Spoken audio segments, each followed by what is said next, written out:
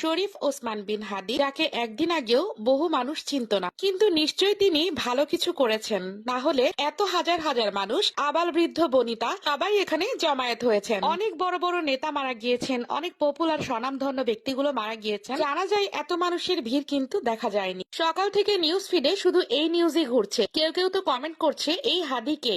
ঝালকাঠি জেলার নলছিটি গ্রামে তিনি জন্ম নিয়েছিলেন 30 জুন 1993, আর মৃত্যু হলো সিঙ্গাপুরের জেনারেল হাসপাতালে কাল 2025 18 ডিসেম্বর। সে দেশের জন্য ভালো কিছু করবে এটা জেনেই দেশের ভয়ঙ্কর শত্রু যারা, তারা তাকে পথ থেকে সরিয়ে দিল, যেন দেশটাকে ভালোভাবে ক্ষতি করতে পারে। আল্লাহ পাক এসব শত্রুদের অবশ্যই শাস্তি দিবেন, এবং আমরা জনগণ হিসেবে এটাই চাই। দেশ সহ আমরা সাধারণ জনগণরা সবসময় যেন হুমকির মুখে থাকি। এ ধরনের মৃত্যু কারোরই কাম্য না। আল্লাহ পাক আমাদেরকে হেফাজত করুন। হাদি ভাইকে জান্নাত নসিব করুন, আর উনার পরিবারকে সহ্য ক্ষমতা দান করুন। হৃদয় থেকে আজকে রাজপথের সবাই এই দোয়াই করেছে। সবাই আস্তে আস্তে